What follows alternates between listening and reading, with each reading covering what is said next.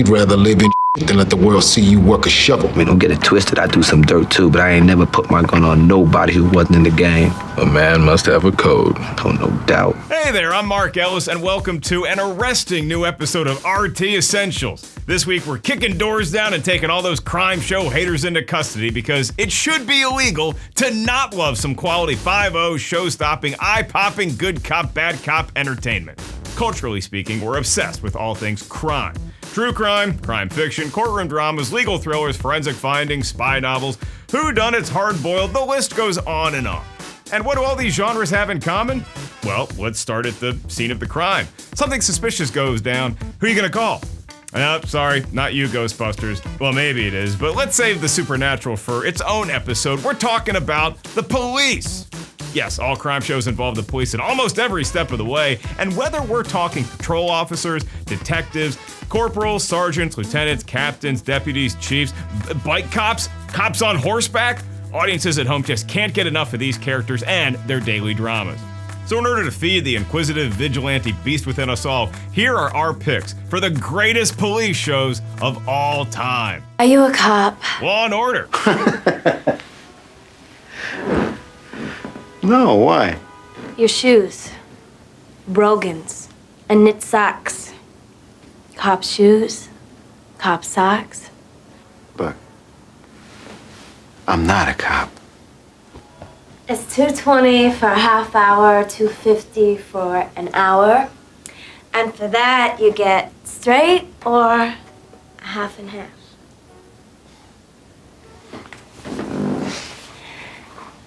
What do you say to that, Mike? I say you're under arrest.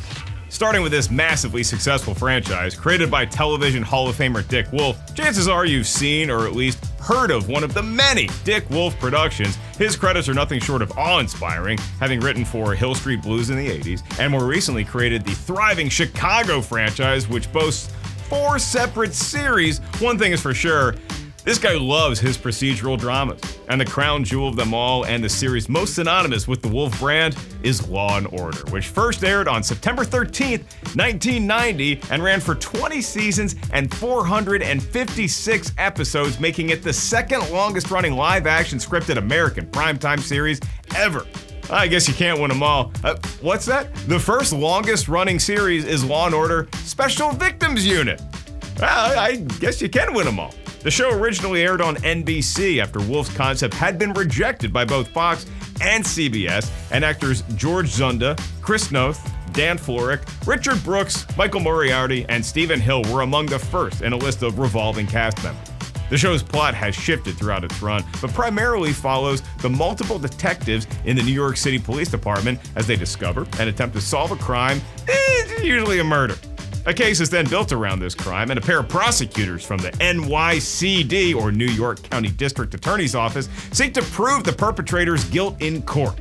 It's an innovative structure, as many similarly themed shows will favor one aspect of the legal system over the other. Whether it's just the officers catching the criminals, or just the courtroom proceedings, Law & Order gives you Law & Order.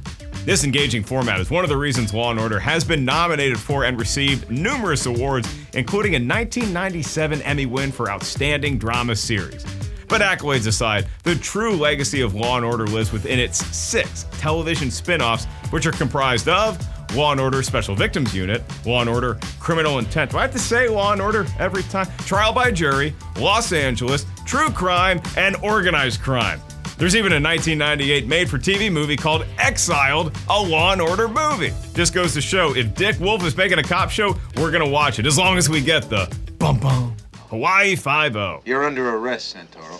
For what? For the murder of Johnny Monroe. That's the big one. But we've also got extortion, fraud, and a few others to add to your list. What are you talking about? What is he talking about? You know what I'm talking about.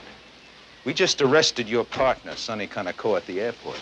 Now, he witnessed Monroe's murder. And I'm sure we can convince him to testify. Tony, you gotta do something. You're an idiot like what? You gotta get me out of this, or I'll tell you what I'll do. I'll tell McGarrett all about you and the Kumar. I'll spill my guts all over the place. Because if I go down, you go down with me. So you better get some expensive legal talent out here right now. Keep your cool, you idiot. Hold your tongue. There's nothing you could say to this cop he hasn't heard before. Isn't it lovely to see the rats scrambling? Next up is Hawaii Five-0, created by Leonard Freeman and premiering September 20th, 1968 on CBS. It lasted for 12 seasons, 278 episodes, and at the time was the longest-running police drama in history. Obviously, this was long before TV cried wolf. The show starred Jack Lord, James MacArthur, Gilbert Lonnie Kauai, Cam Fong, Sharon Farrell, and Mo Keel, and was shot on location in Honolulu and throughout the other Hawaiian islands. Kudos to Freeman for creating a show that's set in such a desirable place. Seems like a dream job for cast and crew members. Not that being on a show like Fargo that shoots during winters in Calgary would be terrible, but you see where we're going. Unlike Law & Order, Hawaii Five-0 centers around a fictional police force, one that is clearly dwarfed in size by both those on the mainland and is led by Detective Captain Stephen McGarrett, played by Lord. McGarrett and his team are responsible for sending the island's sun-soaked lawbreakers to prison, including members of organized crime families and communist rogue agents. Interesting fact, the show's title refers to Hawaii being the 50th U.S. state, which is mind-boggling when you consider the subsequent use of 5-0 in our society. The slang term has even morphed into a cautionary hand gesture to symbolize that police are present. What's even more mind-boggling is that when this show aired, Hawaii only had been a state for 9 years, so Americans were relatively unaware of its geography and culture. It's safe to say that the popularity of this series had a huge impact on the state's tourism. Also, Elvis. Hawaii Five-0 was critically acclaimed and received several Emmy nominations, winning twice for Outstanding Musical Composition. The show has also been rebooted into a successful modern series airing on the same network and running from 2010 to 2020. Or are we just calling it 2020, I think is how we're going to refer to it. The Shield. One right at Wellman Chase High School. Shots have been fired. Officers need help. Tactical alert. All we got, get him there now. Have FD and EMS stage 2 blocks out. Tell them it's chaos on arrival. Got it. Go on, get out of here. Get the hell out of here. Let me borrow that. Give it to me. All right, fire it up.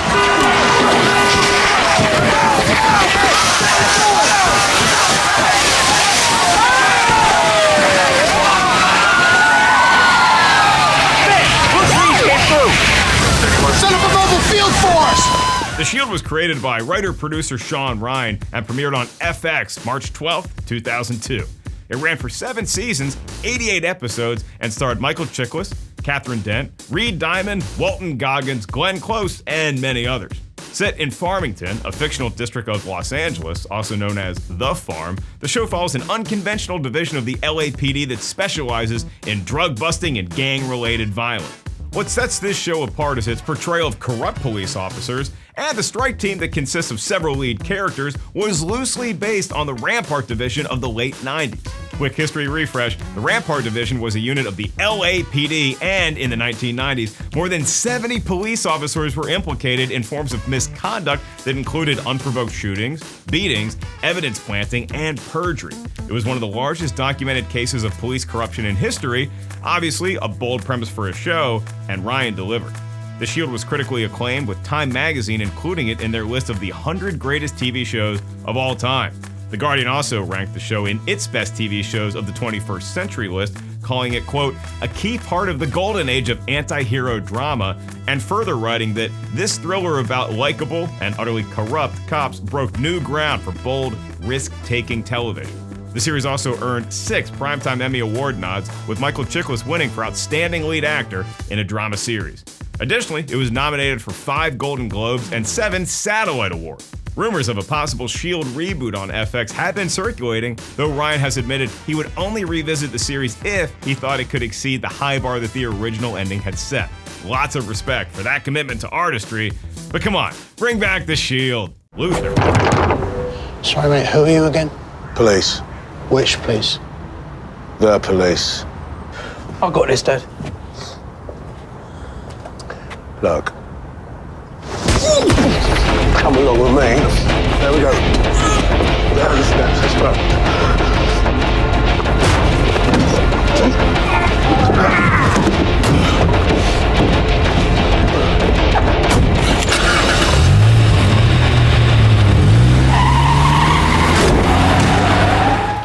Idris Elba and Ruth Wilson star in the British psychological crime drama Luther, originally airing on BBC One. The series was created by writer Neil Cross and ran for 5 seasons, 20 episodes. Elba plays John Luther, a brilliant detective chief inspector consumed by his work and haunted by the homicides he sets out to solve. After Luther's own wife is murdered, he returns to London to work in the new Serious and Serial unit, where he puts together a team of crime-solving comrades and quickly dives into case after case. Cross based Luther on both Sherlock Holmes and Columbo, stating that the nature of Luther's intellect and how he applies it to solving crimes is comparable to that of Holmes, whereas the show's use of the inverted detective format was inspired by Columbo. He's as captivating as any eponymous character, and Elba's dynamic performance has helped earn the show critical acclaim and a wide audience. The Huffington Post called Luther an excellent showcase for Idris Elba and an increasingly impressive character drama that goes to some dark and absorbing places. The Guardian has called the show Elba's best work since The Wire, more on that later, and TV Guide wrote that few things are juicier than letting an actor wallow in the most damaged corners of the soul. Additionally, Elba received 4 Emmy nominations for Outstanding Lead Actor in a Miniseries, and he took home a Golden Globe, a Screen Actors Guild Award, and a Critics' Choice Television Award. Cross released a novel based on the series in 2011 entitled Luther: The Calling, and in 2021, Netflix announced that a feature film continuation starring Idris Elba and also Andy Serkis and Cynthia Erivo was in the works. Long live Luther! Reno 911. And we were very excited about the technology. You don't have to explain yourself to nobody. Thank you. Wait, here it is. All right, on me. I love you, Brenda. 1, 2, 3.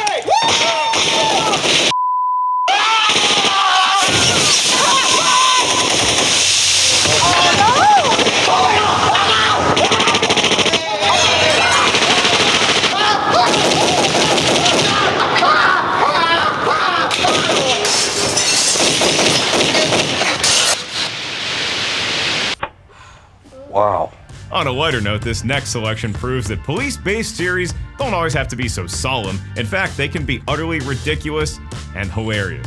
Reno 911 is a mockumentary-style parody show that originally aired on Comedy Central. It was created by Robert Ben-Garant, Thomas Lennon, and Carrie Kenny Silver, who also star in 3 of the leading roles. The show is a direct satire of the series Cops, basically carbon copying the format and implementing many of the stylistic elements. Lennon is the short shorts wearing Lieutenant Jim Dangle, Garant is Deputy Travis Jr., and Kenny Silver is Deputy Trudy Weigel. They are members of the fictitious Reno Sheriff's Department, tasked with chasing and arresting criminals, which they rarely ever succeed at thanks to their overwhelming incompetence. Though the creators have always prioritized comedy, the show touches on serious issues like substance abuse, race, sexual orientation, and mental health. And it's this hysterical spin on topical subject matter that has helped elevate Reno 911 to cult status. The New York Times wrote that the wit in Reno 911 is not in the Mad Magazine plots, but in the sustained deadpan mockery of Fox's long-running Cops and other shows that follow police officers as they respond to calls from trailer parks, apartment buildings, and strip malls.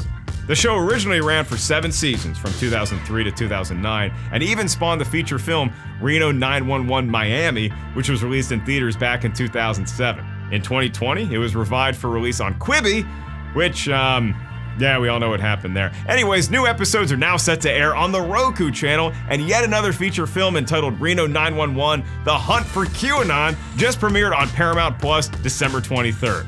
Which means I finally have an excuse to break out the old short shorts again. Thanks for the inspiration, Mr. Dangle. Hill Street Blues.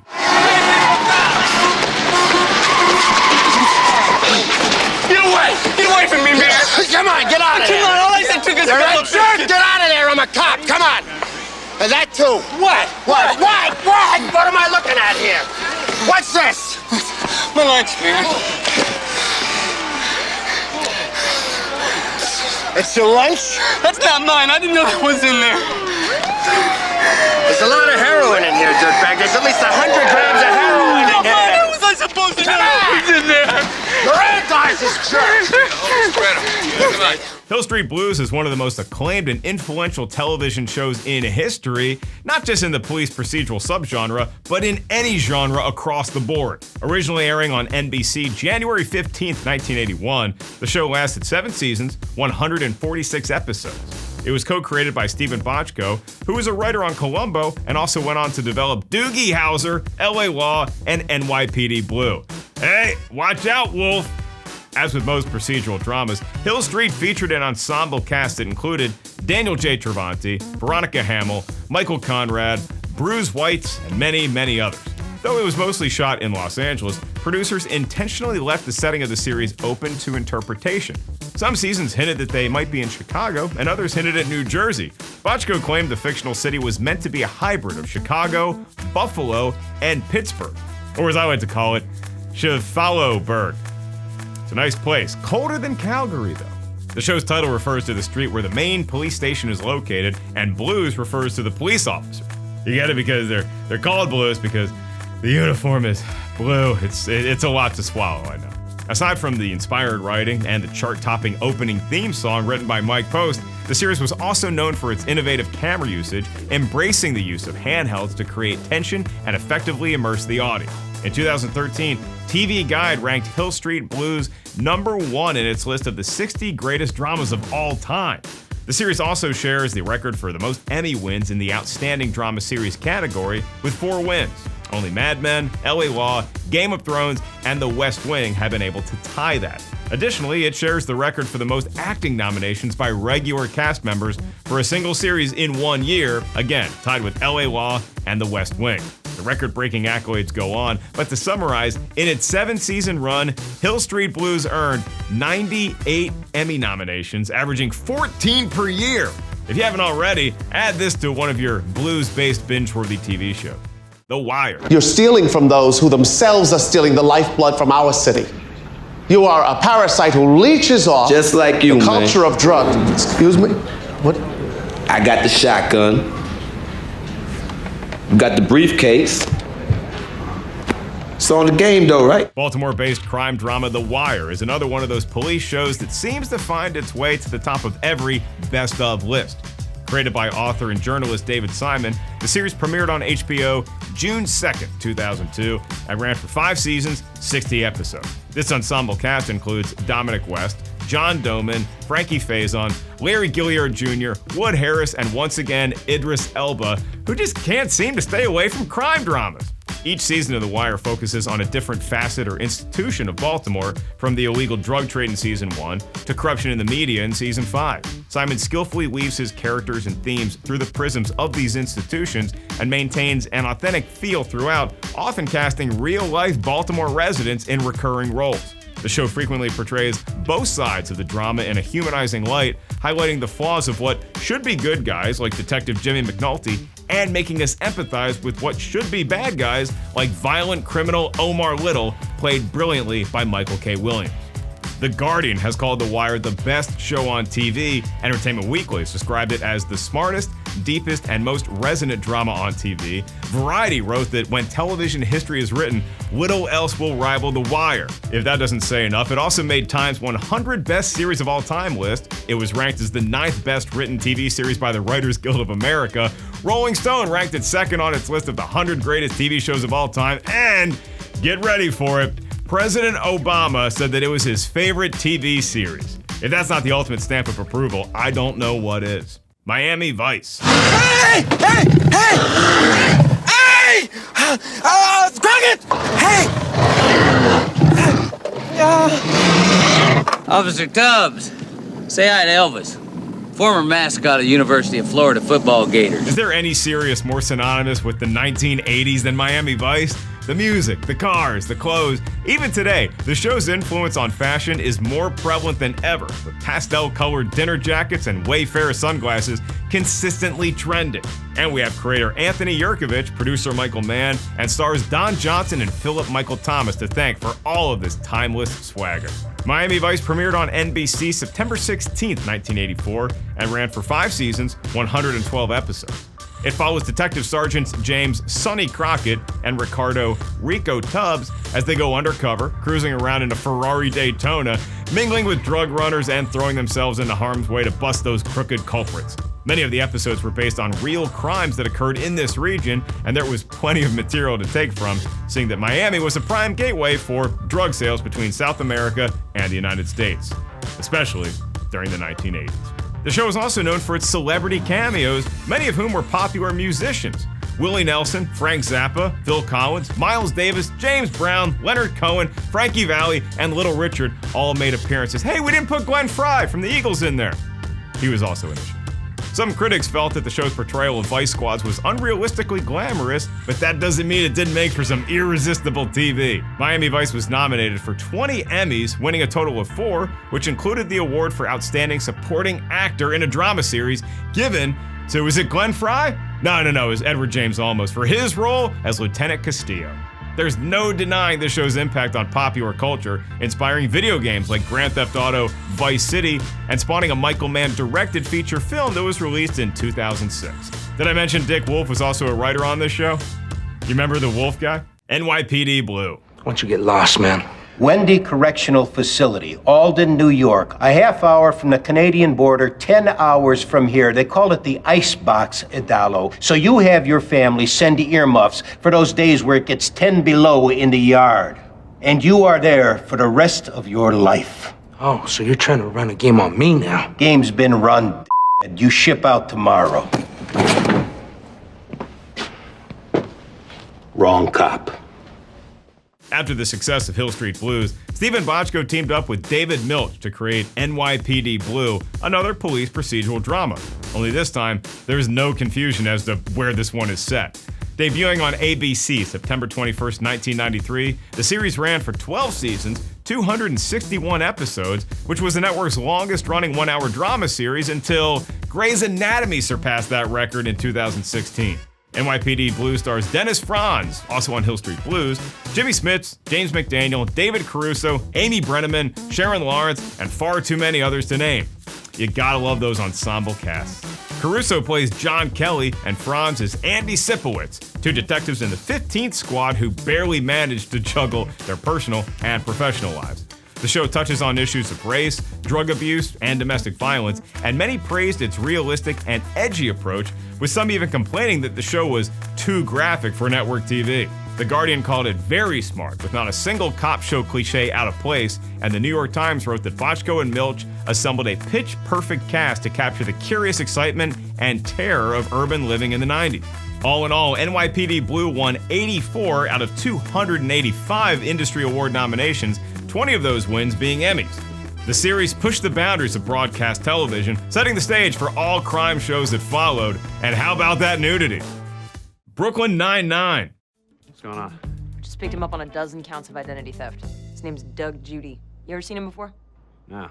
Rosa, Rosa, Rosa, oh yeah, beautiful Rosa. I think he's into me. What do you do to these perps? Fear is a powerful aphrodisiac. Wrapping up our list is the sitcom Brooklyn Nine-Nine, created by Dan Gore and Michael Schur.